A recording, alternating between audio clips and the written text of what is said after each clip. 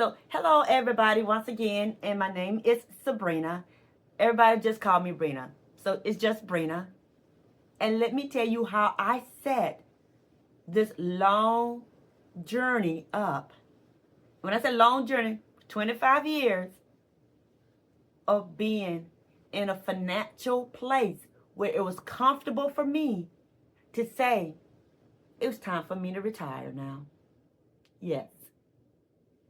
So initially when I started with this company, and that's eons ago because I'm in my 60s now, and that's another story, is that I started off with a very small check. This is in the early part of the I think it was like 1995 and 97. Now during that time, everybody is making minimum wage, which was $3.35. And I know you probably looking, some of you all younger people, and saying, huh? Yes. $3.35 an hour. Not a second, an hour.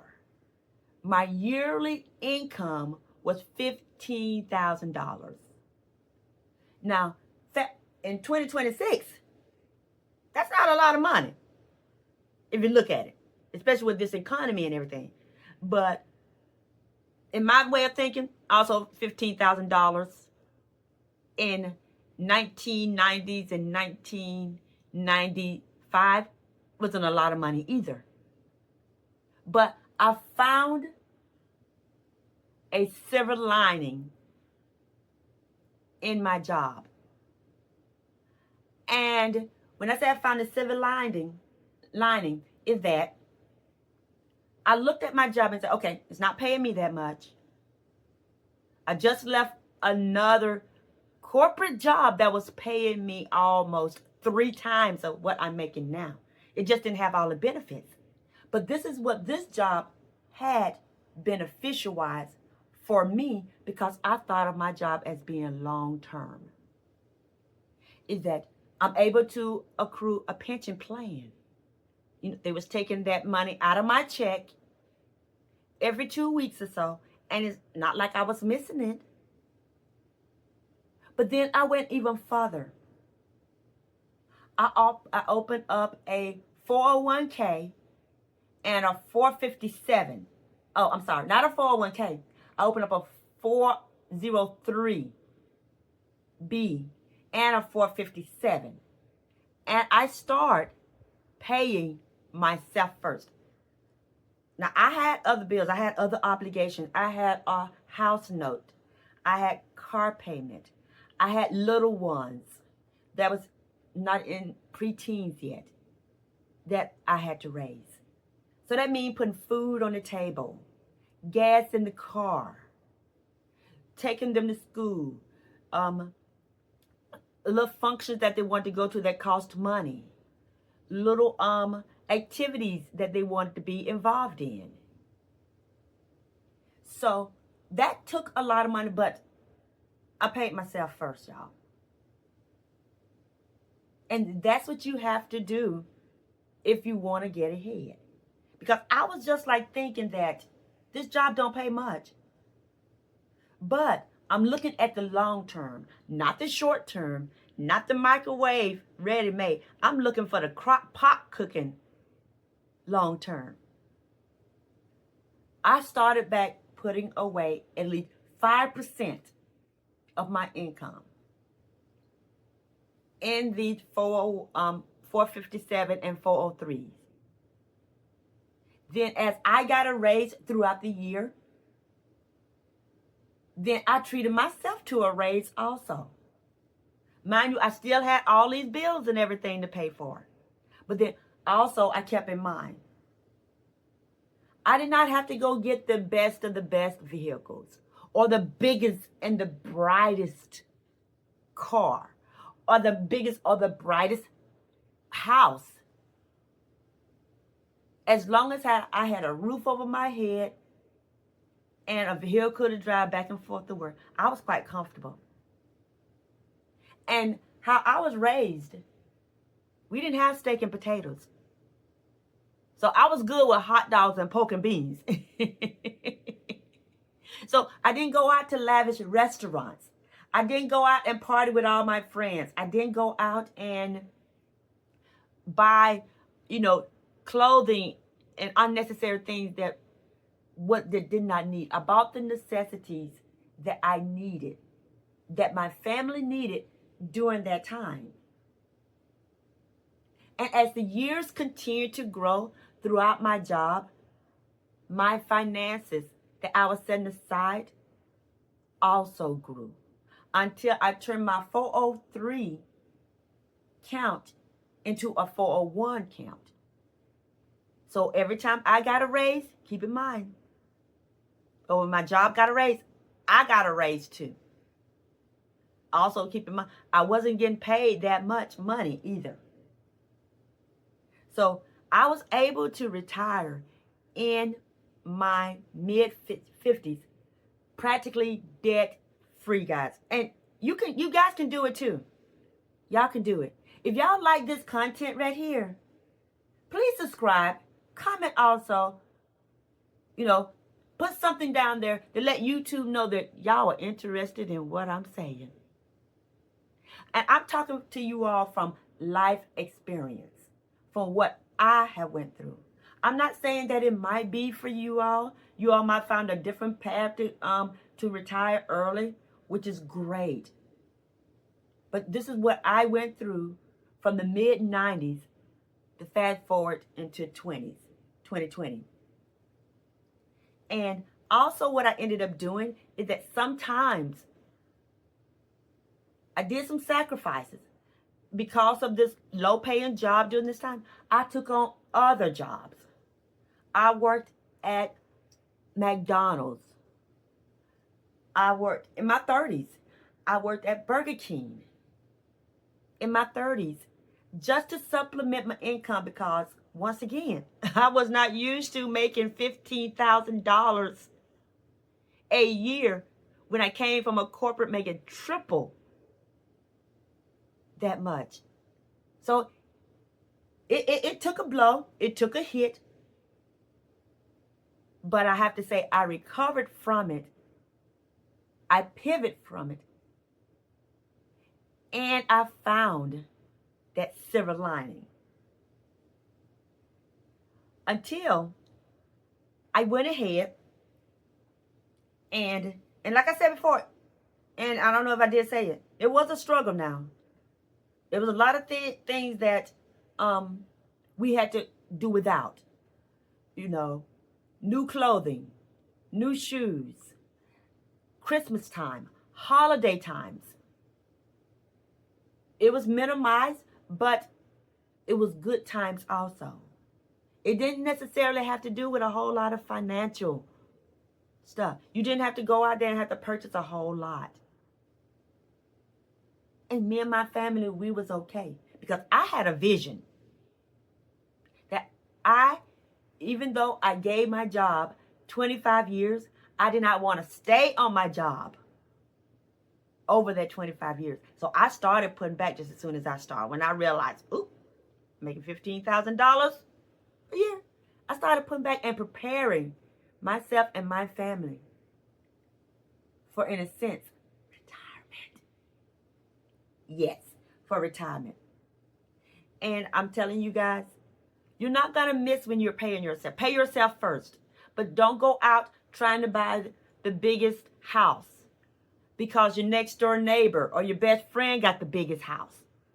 Don't go out and try to get the biggest car or the brightest car. Now, if you're able to, hey, go ahead on and do that. And I know I'm saying don't go and do that, but at the same time, if you want to, you can do it. I'm just giving you guys my life experience and how I was able to retire with good health in my mid-50s and be able to enjoy it financially. I do, however, I do get a pension from my job that I did retire. Also, I do get a percentage off of my retirement that I did of my own investments. And I'm gonna tell you, once my debts started deplenishing, because once I paid off my credit card debt, didn't go out and get another credit card. Once I paid off my car, I did not go out and get another car. When I paid off my home, I did not go and get another home. I'm comfortable with the items that I have. And that's what I did. And every time when I paid off those items, I'm like, okay, I'm paying myself again, even more money. So that $500 I was paying on that car, that $500 went to me then. That $2,000 that I was paying for my home, it went to me then. Until my money was steady growing. And as I continued to see my money grow into various accounts, that's when I knew that I was comfortable in saying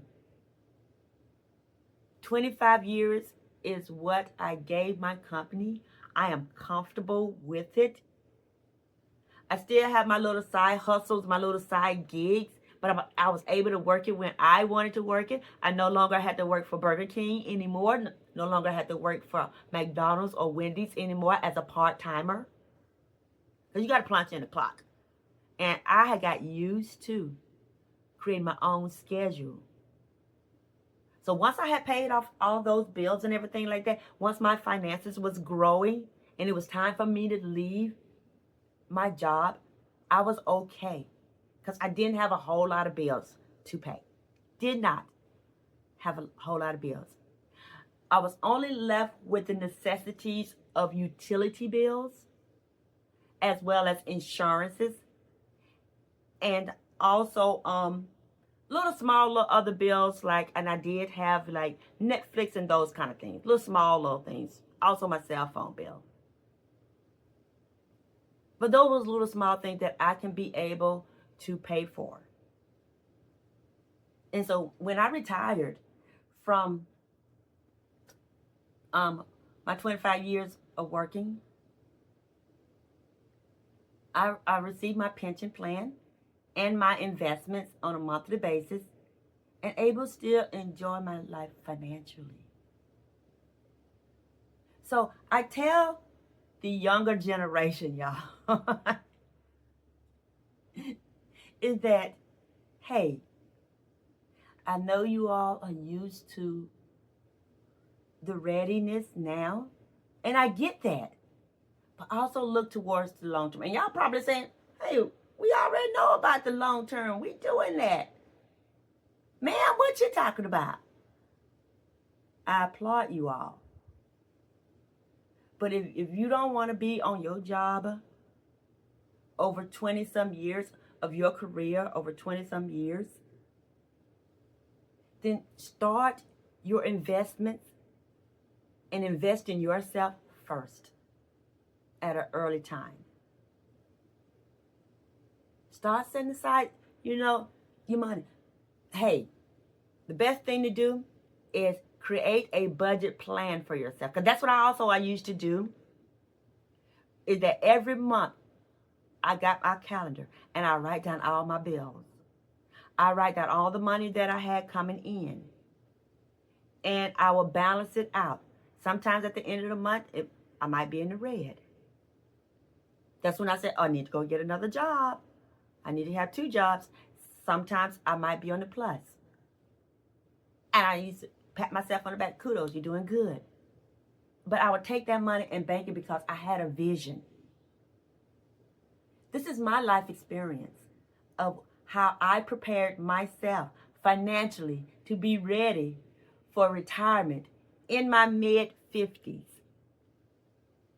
I was financially ready to let my 25-year-old job go and be okay and comfortable in doing it. I was ready. So that's the reason why I say to you all, just be ready. That's my life experience. I can just tell you guys my life experience what I went through, what worked best for me. Now, drop a comment down, but what works best for you all? Now, with the newer generation, what are you all doing? And what you all did, also the older generation that is in the process of retirement, what do you all do to prepare yourself financially? Because believe it or not, I'm in my 60s now. And with me saying that and pausing, that I'm totally grateful that I've reached my mid-60s now, is that I'm still financially stable, but I can still learn from you all and what you all are doing financially to continue having income steadily coming in, and not be afraid to say, I need to go back to work, especially in this year of this economy, how everything is being raised. The prices are being raised, but your paycheck is not. What are you guys are doing? Please comment below. Please subscribe, guys, if you like this content. And if you have stayed all the way to the end, please comment finance. You guys, you have an amazing day. I hope to talk to you all again. Bye.